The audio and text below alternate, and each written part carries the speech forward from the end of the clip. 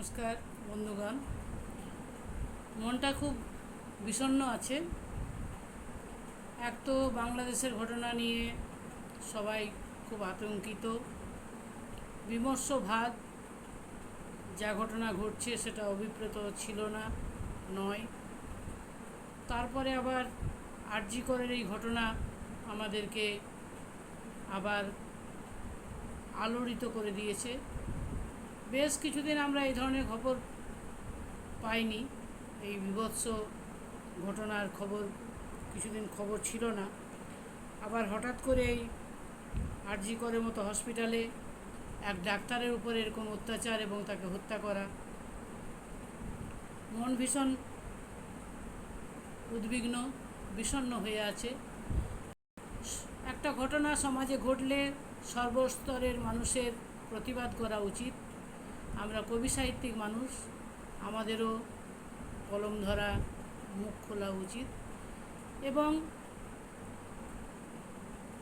কিছু হবে না, কিছু হবে না, আবার সব এক হয়ে যাবে, এটা সত্যিই শুনতে ভালো লাগে না। কিছু করব ভাবলে নিশ্চয়ই কিছু হবে। প্রতিবাদের মতো করতে পারলে নিশ্চয়ই হবে।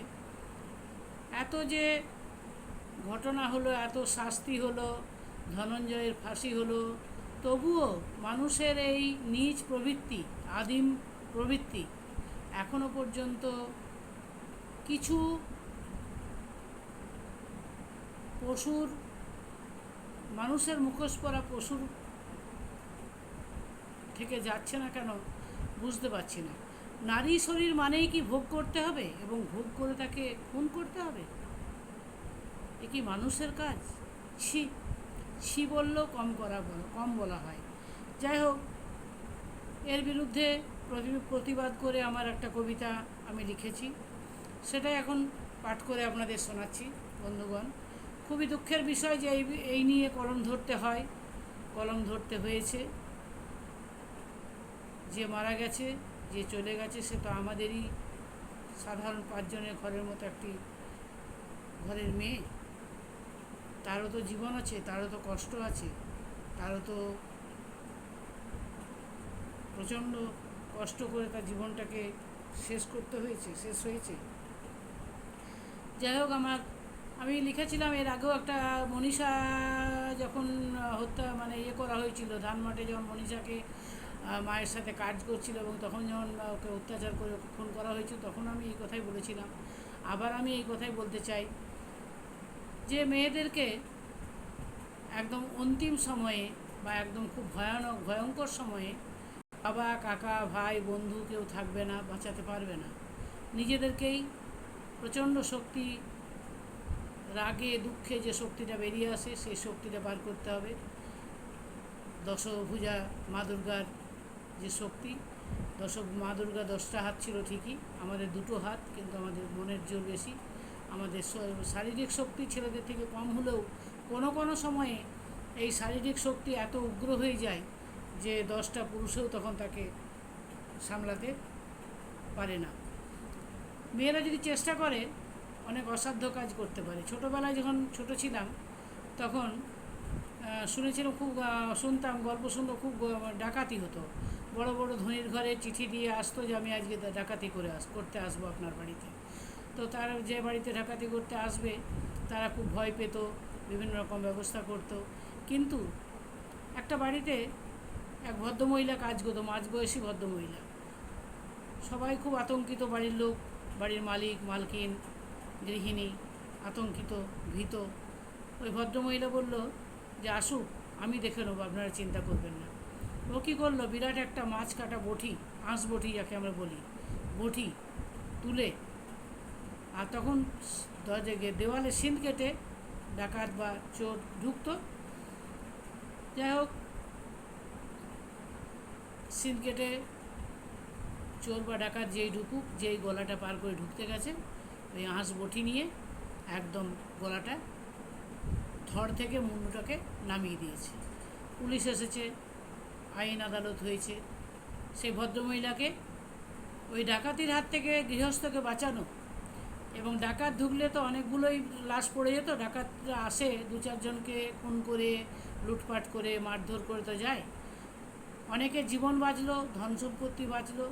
এই হচ্ছে মেয়েদের শক্তি। মেয়েরা যদি চেষ্টা করে, তাই আমি লিখেছি যে মোক্ষম সময়ে, ভয়ঙ্কর সময়ে, যখন আর কোনো বাঁচার উপায় থাকবে না, সেই সময়ের জন্য মেয়েদেরকে প্রত্যেককে প্রচণ্ড তীব্র বিষাক্ত লঙ্কার গুঁড়ো নিজের বুকের মধ্যে গুঁজে রাখতে হবে এবং একটা ধারালো কাঁচতে কোমরে রাখতে হবে। বুঝলেই ভালোবাসার ছল করে কাছে গিয়ে সেই কাঁচতে দিয়ে আগে লঙ্কার গুঁড়ো দিয়ে অন্ধ করে দিতে হবে, দিয়ে কাঁচতে দিয়ে তাকে তার ধড় থেকে মুন্ডুটা পার করে দিতে হবে। তারপরে মরি মরি বাঁচি বাঁচি। এমনি তো মেয়েটাকে মরতে হলো, একজনকে মেরেই যদি মরি, সমাজের একটা পশু, একটা বিষাক্ত জানোয়ার, তাকে তো শেষ করা যাবে। এই হলো আমার আজ কবিতার কবিতার নাম হচ্ছে জেগে ওঠো নারী। নিজে তুমি জয়ী হও হে সৃষ্টির অপরিহার্য সৃষ্টি নারী। কামনার লালসা থেকে তোমাকে আমরা বাঁচাতে না পারি। বন জঙ্গল অট্টালিকা আর্জিকর, কোথাও নও তুমি নিরাপদ। ঈশ্বর প্রদত্ত দৈহিক কাঠামোই কি ডেকে আনে তোমার বিপদ? তাহলে কি বিধাতা গড়বেন শুধু পুরুষ, নপুংসক, হিজড়া, ক্লিব? সৃষ্টি রসাতলে যাবে, জন্মাবে না সর্বশ্রেষ্ঠ মানুষ জীব? পরবর্তীকালে পরের অংশে আমি লিখেছি, স্বর্গের দেবী দুর্গার রূপে কামনার আগুনে জ্বলছিল দুষ্ট মহিষাসুর। তার প্রকোপ থেকে স্বর্গের দেবতারা তাকে বাঁচাতে পারেননি। রাগে দুঃখে ক্ষোভে নিজেকে বাঁচাতে কালী মূর্তি ধারণ করেন মা দুর্গা এবং অসুরদের মুন্ড ছেদ করেন আর গলায় পড়তে থাকেন। এক ফোঁটা রক্ত যদি মাটিতে পড়ে, তাহলে আরও শত শত অসুর জন্ম নেবে। তাই তিনি সেই রক্ত পান করতে উদ্যত হন, রক্ত মাটিতে পড়তে দেন না।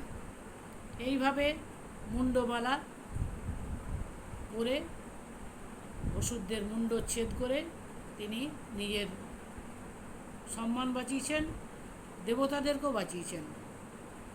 মূর্তি ধারণ করেন, অসুরদের মুন্ডচ্ছেদ করেন আর গলায় পড়েন। তেমনি নারী সবসময় বুকে গুঁজে রাখবে তীব্র বিষাক্ত লঙ্কার গুঁড়ো, কোমরে রাখবে একটা ধারালো কাস্তে। বিপদ বুঝলেই ভালোবাসার ছল করে লঙ্কার গুঁড়োই করবে অন্ধ, আর এক কোপে মুন্ডুটা দেবে উড়িয়ে। এমনিও মরতে হলো, মরতেই হয়, আর তেমনিও মরতে হবে, মরতেই হয়।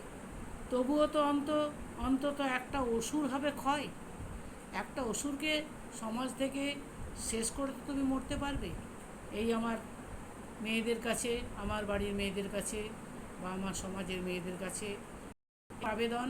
জানি না সব ক্ষেত্রে সবসময় পারদর্শী হতে পারবে কি না, তবুও এই মোটিভটা রাখলে হয়তো বেঁচে যেতেও পারে। ধন্যবাদ। এই ছিল আমার আজকের প্রতিবেদন। ধন্যবাদ। ভালো থাকবেন। সকলের সুস্থতা কামনা করি, সকলে সুস্থভাবে বাঁচতে পাই যেন। এই যে মেয়েটির বাড়িতে ঘটনা ঘটল, কত কষ্ট, কত দুঃখ বাবা মায়ের। সব বাবা মায়ের কাছেই তো তার সন্তান খুবই প্রিয়, জীবনের থেকেও প্রিয়।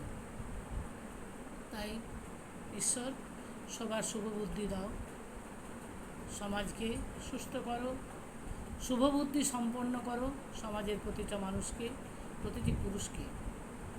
এই পুরুষের মধ্যেই আমাদের বাবা, কাকা, দাদা, তারা স্নেহ করেন, তারা হাত ধরে চলতে শেখান, তারা ভালোবাসেন, তারা ভরসা করেন, তারা রক্ষা করেন।